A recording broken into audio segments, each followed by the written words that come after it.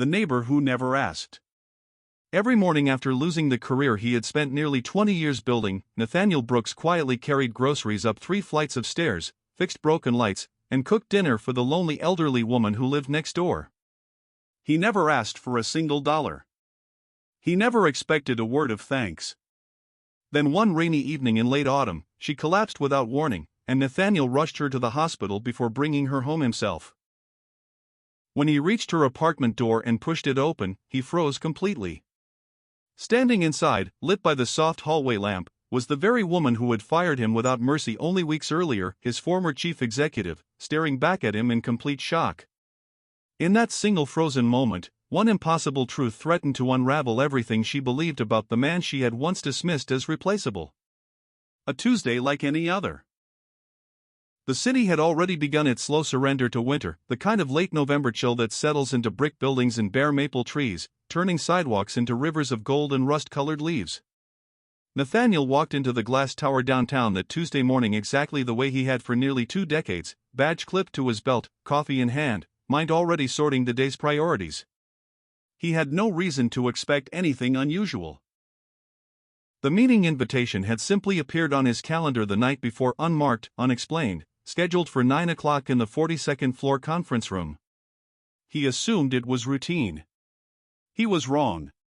Claire Whitfield sat at the head of the long glass table when he walked in. 37 years old, sharp suit, sharper eyes, a woman who had taken over as chief executive only 4 months earlier, after the previous leadership had been quietly forced out by the board. She didn't offer him coffee. She didn't ask him to sit for long. Within 11 minutes she explained that the company was undergoing what she called a strategic restructuring, that his role as director of operations was being eliminated effective immediately, and that his severance paperwork would land in his email by noon. She spoke in clean, clinical sentences, the kind that come from someone who trusts spreadsheets far more than she trusts people. Nathaniel didn't argue. He didn't raise his voice. He looked around the room at the 2 other executives seated silently at the table, men he had trained, men he had mentored, now staring at their laptops rather than meet his eyes. Nobody objected. Nobody spoke on his behalf. The silence said more than words could have, and Nathaniel understood, in that instant, exactly how alone a person can be after 20 years of loyalty. He rose, buttoned his jacket, and looked directly at Claire with a calm that unsettled her more than anger ever could have. "I hope the company becomes what you believe it can," he said quietly. Then he walked out. He carried a single cardboard box down to the lobby, old desk photographs, a chipped coffee mug, a notebook filled with 2 decades of handwritten notes. He didn't cry in the elevator. He didn't curse in the parking garage. He simply drove home through streets lined with falling leaves, the kind of afternoon light that makes everything look softer than it feels. By the time he reached his apartment building, something in him had already decided that self-pity was a luxury he didn't have time for. The door across the hall. He changed out of his suit, folded it carefully as though he might need it again someday, and walked across the hallway to knock on his elderly neighbor's door. Eleanor Voss answered slowly, leaning on her cane, 74 years old, silver hair pulled back, eyes tired from years of quiet grief since her husband's passing. Nathaniel didn't mention the layoff. He simply stepped inside and got to work, tightening a kitchen faucet that had been dripping for a week, replacing a burnt-out hallway bulb, raking the small pile of leaves gathered on her narrow porch, driving to the pharmacy for the arthritis medication she'd been putting off buying. Eleanor watched him for a long while before finally asking the question sitting on her tongue. "You just lost your job today, didn't you?" Not an accusation, an observation only someone who'd lived 7 decades could make. Nathaniel smiled, set down the light bulb box, and answered without hesitation. "That doesn't change whether doing the right thing is worth my time." The simplicity of it settled into the room like warmth from an old radiator. That same evening, 30 floors above the city, Claire stood at her corner office window watching the skyline flicker to life as darkness fell. She had just ended a man's career in 11 minutes and felt nothing but the quiet satisfaction of efficiency, the sense that she'd done what the numbers demanded. She had no way of knowing that at that very moment, the man she'd dismissed was kneeling in a stranger's small garden, gathering wet leaves into a trash bag with his bare hands, asking for nothing in return. Two worlds existed in that city that night, separated by 42 floors and an entire philosophy of what it means to matter. Months of uncertainty. The weeks that followed were harder than Nathaniel expected. He updated his resume, sent application after application, sat through interview after interview with hiring managers half his age who scanned his experience with visible discomfort. Some called him overqualified. Others said his salary history made him too expensive to bring on at a junior level. Many never called back at all. He kept a small notebook on his kitchen counter, the same kind he'd once used to track departmental budgets. Except now its pages filled with a different kind of accounting. Every company he applied to, every recruiter who promised a callback that never came, every polite rejection with the same hollow phrasing about moving forward with other candidates. Some nights he sat at his table long after dinner, running numbers on his savings, calculating how many months his severance could stretch. He never let the worry follow him across the hallway. What never wavered was his routine with Eleanor. Every day, rain or shine, he checked on her, carrying groceries when the elevator was out, fixing a cabinet door, replacing the batteries in her hearing aids, driving her to doctor's appointments and waiting in the lobby with a magazine he never actually read. The other neighbors noticed the quiet man who never expected anything and never made a performance of his kindness. Eleanor, for her part, had begun to look at him the way a mother looks at a son. Sometimes, on evenings when his own apartment felt too quiet, Nathaniel lingered longer than the tasks required, listening to Eleanor talk about her late husband, a machinist who'd built half her furniture with his own hands, and about the son she'd lost, Claire's father, in a voice that still trembled years later. Nathaniel listened without interrupting. He had buried his own wife 6 years earlier after a long illness, and something about Eleanor's company made that old wound feel less isolating. The collapse. 3 weeks after the layoff, on an ordinary Thursday afternoon, everything shifted. Eleanor insisted on walking to the market herself, waving off Nathaniel's offer to drive her. Halfway through the produce aisle, her knees buckled and she collapsed against a display of apples. A stranger called for help. Someone else called the number saved in her phone under a single word, family. Nathaniel arrived within minutes and scooped her gently into his arms before the paramedics had even finished loading the gurney. He sat in the emergency room for nearly 2 hours, refusing coffee twice, replaying the sight of her crumpling to the floor. When the doctor finally emerged, the news was a relief. Dehydration and a minor drop in blood pressure, nothing life-threatening, though the doctor gently reminded them both that a woman her age living alone needed more consistent supervision. Nathaniel drove her home himself that evening, rain falling steadily, city lights blurring into streaks of gold and red through the wet windshield. He helped her up the front steps, through the lobby, to her apartment door, and turned the handle expecting the familiar quiet of an empty home. Instead, the door swung open on a woman standing in the living room, coat still on, keys still in hand, clearly caught mid-arrival. The hallway light fell across her face, and Nathaniel's whole body went rigid with disbelief. It was Claire Whitfield, the woman who had ended his career in 11 clinical minutes, standing in the very apartment where he had spent countless quiet evenings. Neither of them spoke. Claire's composed executive expression cracked for the first time in longer than she could remember. Eleanor, oblivious to the tension filling the doorway, looked between them with genuine confusion. "You two know each other?" she asked, her voice soft and completely unaware of the storm her simple question had just unleashed. "2 lives, 1 grandmother." It took nearly an hour and 2 cups of tea Eleanor insisted on making before the full picture assembled itself. Claire Whitfield, it turned out, was Eleanor's only granddaughter, the daughter of Eleanor's late son, who had died years earlier in a car accident that left the family fractured and distant. Claire had built her career with a relentless focus that left little room for anything else, including regular visits to the grandmother who had once been the closest thing she had to a mother. Claire explained, almost offensively, that she'd arranged a home care service to check on Eleanor twice a week, that she called every Sunday evening without fail, that she believed Eleanor was properly looked after despite the distance her career demanded. She had no idea the care service had quietly stopped their visits months earlier after a billing dispute, something Eleanor had never mentioned, not wanting to worry her. She had no idea that for the better part of a year, the person keeping her grandmother alive, fed, and safe had been a stranger from across the hallway. Settled into her armchair with her tea, Eleanor filled in the details Claire had never known. The night Nathaniel stayed until 3 in the morning when her fever spiked, refusing to leave until it broke. The storm during which she'd climbed onto the roof himself to patch a leak rather than make her wait weeks for a contractor she couldn't afford, the groceries, the medications, the countless small kindnesses that never came with any expectation of payment or recognition. Claire listened, her jaw tightening with every story, shame creeping up the back of her neck. This was the same man she'd looked in the eye weeks earlier and dismissed in 11 efficient minutes. The same man whose entire 20-year career she'd reduced to a line on a restructuring spreadsheet. She remembered, with growing discomfort, the last time she'd actually visited her grandmother in person before that rainy evening. A rushed lunch squeezed between conference calls ended with her checking her phone more than she looked Eleanor in the eye.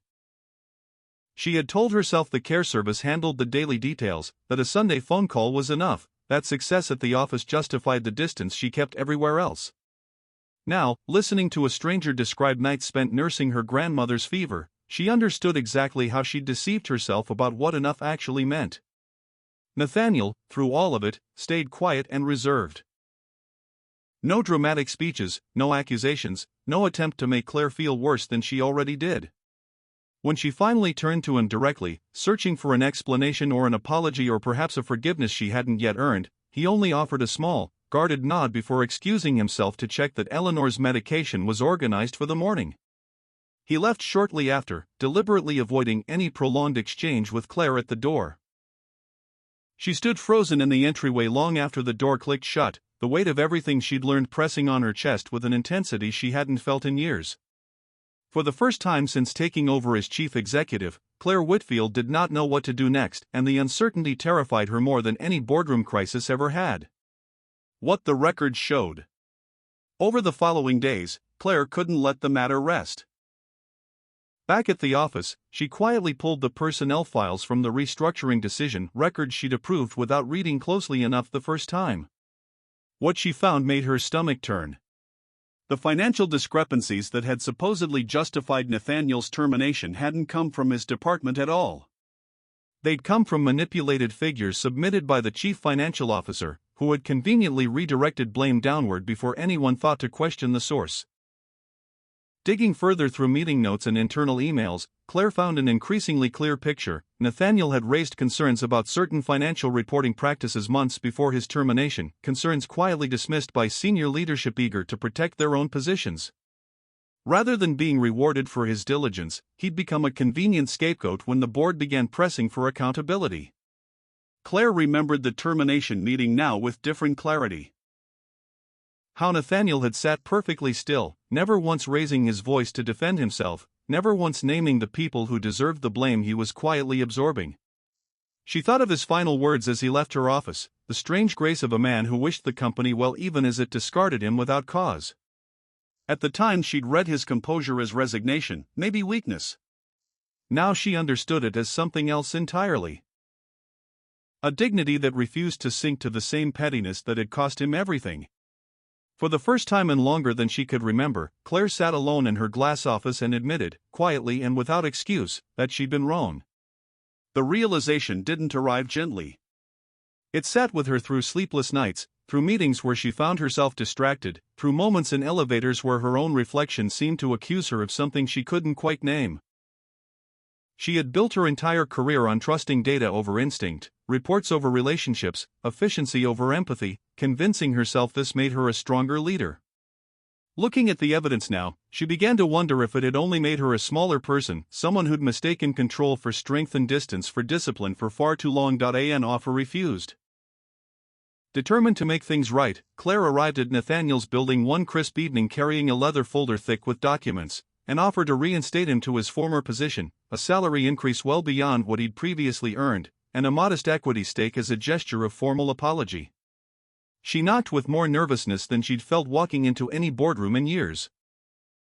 Nathaniel listened patiently as she laid everything out on his small kitchen table, watching her hands tremble slightly, noting the genuine discomfort in her voice that had never been there during their termination meeting. When she finished, he closed the folder gently without opening it fully and slid it back across the table with a calm that unsettled her more than anger could have. "I'm not angry with you," he said quietly. And the honesty in it was somehow more disarming than an accusation would have been. I don't need you to make up for it either. I just don't want to work somewhere that measures a person's worth by a few pages in a quarterly report. Claire sat in silence, the weight of his words settling over her far heavier than any spreadsheet ever had. She'd come prepared for anger, negotiation, even outright refusal. But not for the quiet dignity of a man who simply wanted something better than what she'd offered.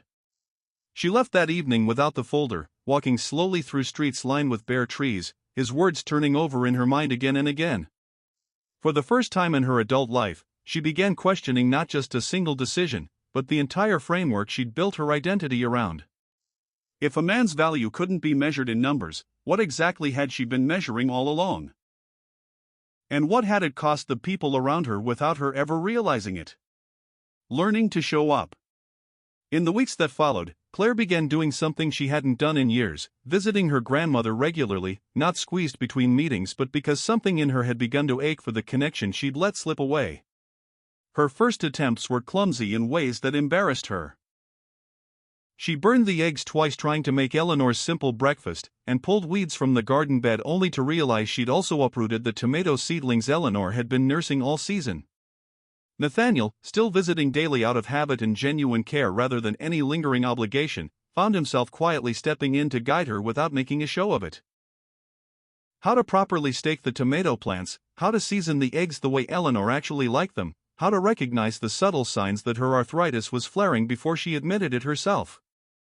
Claire absorbed each small lesson with a humility that surprised even her, the sharp confidence of the boardroom giving way to something softer and more patient. An offer refused. Determined to make things right, Claire arrived at Nathaniel's building one crisp evening carrying a leather folder thick with documents, and offered to reinstate him to his former position, a salary increase well beyond what he'd previously earned, and a modest equity stake as a gesture of formal apology. She knocked with more nervousness than she'd felt walking into any boardroom in years. Nathaniel listened patiently as she laid everything out on his small kitchen table, watching her hands tremble slightly, noting the genuine discomfort in her voice that had never been there during their termination meeting. When she finished, he closed the folder gently without opening it fully and slid it back across the table with a calm that unsettled her more than anger could have. "I'm not angry with you," he said quietly. And the honesty in it was somehow more disarming than an accusation would have been. "I don't need you to make up for it either. I just don't want to work somewhere that measures a person's worth by a few pages in a quarterly report." Claire sat in silence, the weight of his words settling over her far heavier than any spreadsheet ever had. She'd come prepared for anger, negotiation, even outright refusal. But not for the quiet dignity of a man who simply wanted something better than what she'd offered. She left that evening without the folder, walking slowly through streets lined with bare trees, his words turning over in her mind again and again. For the first time in her adult life, she began questioning not just a single decision, but the entire framework she'd built her identity around. If a man's value couldn't be measured in numbers, what exactly had she been measuring all along? And what had it cost the people around her without her ever realizing it? Learning to show up. In the weeks that followed, Claire began doing something she hadn't done in years, visiting her grandmother regularly, not squeezed between meetings but because something in her had begun to ache for the connection she'd let slip away. Her first attempts were clumsy in ways that embarrassed her. She burned the eggs twice trying to make Eleanor's simple breakfast, and pulled weeds from the garden bed only to realize she'd also uprooted the tomato seedlings Eleanor had been nursing all season. Nathaniel, still visiting daily out of habit and genuine care rather than any lingering obligation, found himself quietly stepping in to guide her without making a show of it. How to properly stake the tomato plants, how to season the eggs the way Eleanor actually liked them, how to recognize the subtle signs that her arthritis was flaring before she admitted it herself. Claire absorbed each small lesson with a humility that surprised even her, the sharp confidence of the boardroom giving way to something softer and more patient. Slowly, the conversations between them changed shape. They were no longer former employer and dismissed employees circling each other with caution. They became simply two people sharing coffee on Eleanor's small porch as autumn gave way to winter, talking about things that had nothing to do with quarterly earnings. Claire found herself laughing more freely than she had in years, surprised by how much lighter she felt around a man who had every reason to resent her and chose not to. She began asking about his life before the layoff. About the wife he'd lost years earlier to illness, a loss Eleanor confirmed quietly one afternoon while Nathaniel was out running an errand. Claire realized, with a tenderness she hadn't expected, that the calm dignity he carried wasn't the absence of pain, it was pain that had been carried a long time and slowly transformed into gentleness instead of bitterness. For his part, something in Nathaniel began to soften too. He still hadn't fully forgiven the manner of his termination, but he found it harder and harder to hold on to resentment toward a woman who kept showing up, week after week, hands dirty from gardening, genuine effort visible in everything she attempted. Eleanor, watching the two of them from her porch chair, allowed herself a small, knowing smile she mostly kept to herself. The truth comes out. Back at the company, matters were unraveling in a different direction. The board had launched a formal investigation into the financial irregularities Claire had uncovered. The chief financial officer had been manipulating quarterly reports for over a year, inflating figures while quietly shifting blame for shortfalls onto departments he wanted eliminated for his own political advantage. Nathaniel's department had simply been the most convenient target, a scapegoat sacrificed to protect a far larger deception. Several employees, emboldened once the investigation became official, came forward with testimony confirming what Claire had already begun piecing together. Nathaniel had repeatedly raised concerns in private meetings about questionable financial practices, pushed back against decisions he believed were unethical, and been quietly marked as a problem to be removed rather than a voice to be heeded. The picture that emerged was of a man punished not for failing the company, but for trying to protect it. Claire brought the full findings before the board herself, standing at the head of the same glass conference table where she'd once dismissed Nathaniel in 11 clinical minutes. This time her voice carried a different kind of authority, rooted not in cold efficiency but in accountability she refused to shy away from. She laid out the evidence plainly, named the chief financial officer's misconduct without softening it, and then did something none of the board members expected. She formally apologized, in front of the entire room, for the harm her own hasty decision had caused a man who deserved far better after 2 decades of loyal service. Several board members pressed her privately afterward, questioning whether such a public apology had really been necessary, whether it might invite unwanted scrutiny from shareholders. Claire answered each of them the same way, calmly and without apologizing for the apology itself. A leader unwilling to admit fault in front of the people affected by it had no real claim to the trust leadership required. It was a different kind of confidence than the one she'd walked into that boardroom with a year earlier, quieter, steadier, built on something more durable than certainty alone. The chief financial officer was terminated within the week, his contract dissolved amid the mounting evidence, and the board unanimously approved Claire's proposal to formally invite Nathaniel back. Coming back on his own terms. This time the offer carried none of the transactional coldness of her earlier attempt. Claire traveled to Nathaniel's apartment once more, this time without a folder full of paperwork, and simply asked him, one person to another, whether he might consider returning, not as an employee, but as a strategic partner with genuine influence over the company's direction. Nathaniel sat with the offer for several days, walking the same autumn streets that had carried him home the day he lost everything, weighing what mattered to him now against what had mattered before. He thought about the 20 years he'd given to a company that discarded him in 11 minutes without a second thought, and about the months since, months that had cost him financial security but had somehow left him feeling more grounded than he'd been in years. Returning meant re-entering a world that had hurt him deeply, and he needed to be certain that whatever pulled him back was worth more than the comfort of staying away. In the end, it wasn't the salary or the title that decided it. It was something Eleanor had said to him quietly one evening, that sometimes the universe removes us from a place only so we can return and build something better than what existed before. And a reminder that bitterness, however justified, only ever punishes the person carrying it. He agreed to come back, but only on his own terms. Those terms became the foundation for a partnership unlike anything the company had seen under its previous leadership. Nathaniel proposed an employee support fund, a modest pool of resources to help staff facing unexpected hardship without fear of it affecting their standing.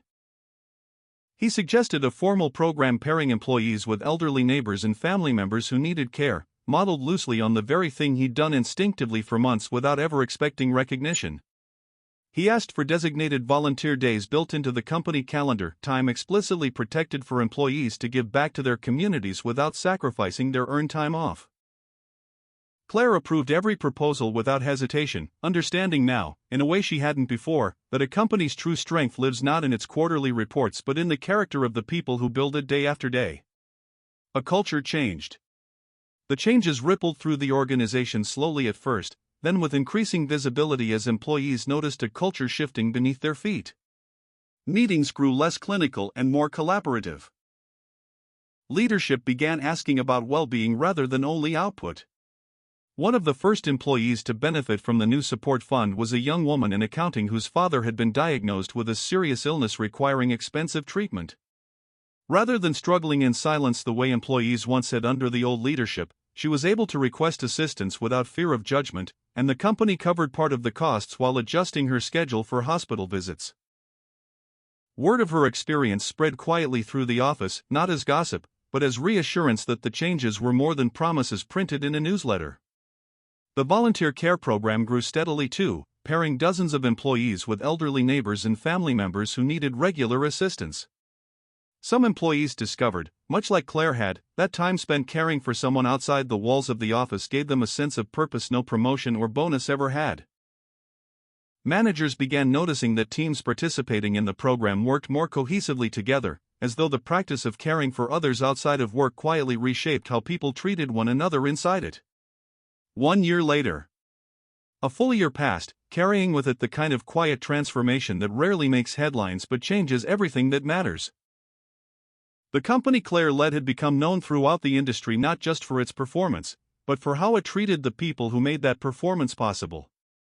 Turnover dropped. Morale rose.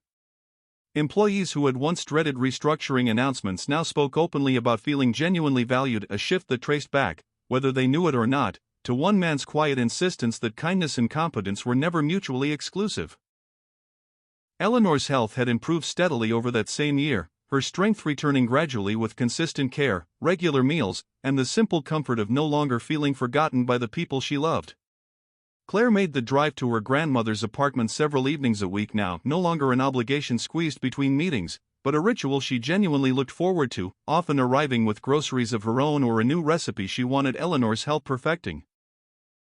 The small apartment that had once felt so quiet and isolating had become, once again, a place filled with warmth and conversation.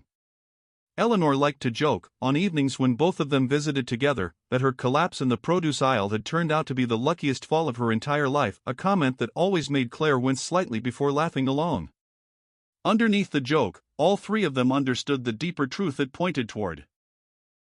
Sometimes the moments that frighten a person most, a collapse, a job lost without warning, a door opened onto an impossible coincidence, turn out to be the exact hinge on which an entire life quietly swings toward something better. None of them would have chosen the pain that led them there. But none of them, looking back, would have traded away where it eventually led either. Snow. On a soft afternoon in early winter, the first snow of the season began falling in slow, unhurried flakes across the city. Claire asked Nathaniel to walk with her through the park near Eleanor's building. They walked slowly, breath visible in the cold air, the city around them muffled into a gentle hush. Claire stopped near a bench overlooking a small frozen pond and turned to face him with an openness she rarely allowed herself anywhere else. "I used to think being a chief executive meant learning how to lead," she said, her voice quieter than he'd ever heard it in a boardroom. "It seems the first thing I actually needed to learn was how to be a decent person." Nathaniel studied her for a long moment, snow settling softly on her shoulders, and felt something in his chest loosen that had been tightly held for over a year. He reached out and took her hand. Not because she led a company worth admiring, but because she'd found the courage to change when so few people ever do. That evening, the three of them gathered together in Eleanor's small apartment, the same rooms where an impossible coincidence had first collided two lives that seemed destined to remain separate forever. The table was set simply, the way Eleanor always preferred, mismatched plates and a pot of stew that had been simmering since early afternoon. Outside, snow continued falling gently over the quiet street, blanketing the world in soft, forgiving white. Inside, warmth filled every corner of the small home, built not from wealth or status but from gratitude, from forgiveness freely given, and from a love that had grown slowly out of nothing more than simple, everyday acts of kindness. Eleanor watched the two of them across the table, her granddaughter, and the man who had quietly become like a son to her, and felt something settle peacefully in her chest that had been missing since her husband passed. She thought of all the small mornings, the fixed faucets, the medication reminders, the quiet company on lonely evenings, and understood now that none of it had been ordinary at all.